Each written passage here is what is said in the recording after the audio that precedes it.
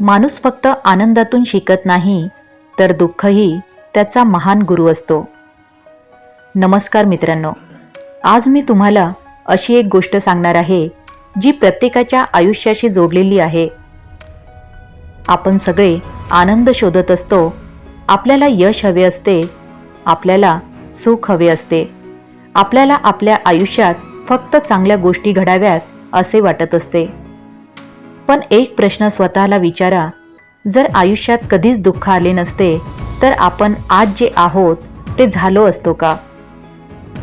कदाचित नाही. कारण माणूस फक्त आनंदातून शिकत नाही, तर दुःखातून तो स्वतःला घडवत असतो. आनंद आपल्याला हसवतो, पण दुःख आपल्याला विचार करायला शिकवतो. आनंद आपल्याला आराम देतो, पण दुःख आपल्याला लढायला शिकवतो. आनंद आपल्याला मित्र दाखवतो, पण दुःख खरे मित्र कोण आहेत हे दाखवून देतं.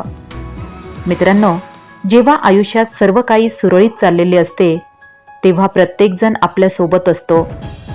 पण जेव्हा संकट येतं, जेव्हा डोळ्यात अश्रू असतात, जेव्हा मन तुटलेलं असतं, तेव्हा आपण खऱ्या अर्थाने स्वतःला ओळखू लागतो.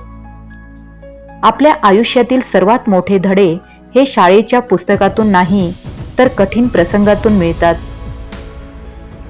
ज्या व्यक्तीने कधीच अपयश पाहिले नाही त्याला यशाची किंमत कधीच कळणार नाही. ज्या व्यक्तीने कधीच अंधार पाहिला नाही त्याला प्रकाशाचे महत्त्व कधीच कळणार नाही.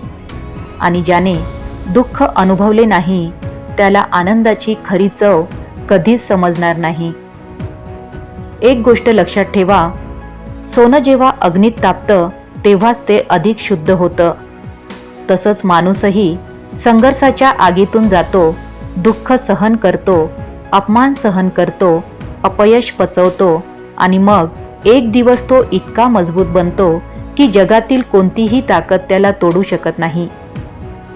कधीकधी देव आपल्या आयुष्यात दुःख पाठवत असतो, कारण त्याला आपल्याला संपवायचं नसतं, तर घडवायचं असतं.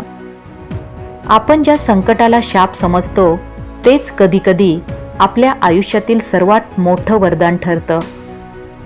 कारण त्या दुःखामुळेच आपण मजबूत होत असतो. त्या अश्रूमुळेच आपण संवेदनशील होत असतो.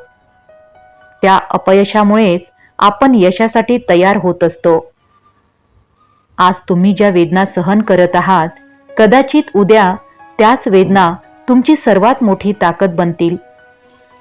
आज तुम्ही जे अश्रू ढाळत आहात, कदाचित उद्या तेच अश्रू तुमच्या यशाच्या आनंदात बदलतील.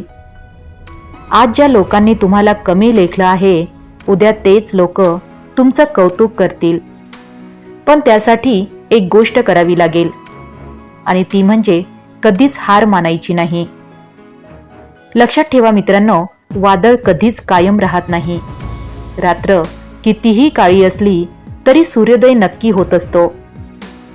दुःख कितीही मोठं असलं तरी आनंदाचा क्षण नक्की येत असतो. फक्त त्या क्षणापर्यंत स्वतःवर विश्वास ठेवायचा आहे. मित्रांनो, तुमच्या आयुष्यात दुःख असेल, संघर्ष असेल, अडचणी असतील तर घाबरू नका. कारण जीवन तुम्हाला शिक्षा देत नाही, जीवन तुम्हाला मजबूत बनवत आहे. आजचे दुःख उद्याच्या यशाची तयारी आहे. आजचा संघर्ष उद्याच्या विजयाची पायरी आहे. आणि आजची वेदना उद्याच्या सामर्थ्याची सुरुवात आहे मित्रांनो. म्हणूनच आनंद आल्यावर नम्र रहा आणि दुःख आल्यावर खंबीर रहा.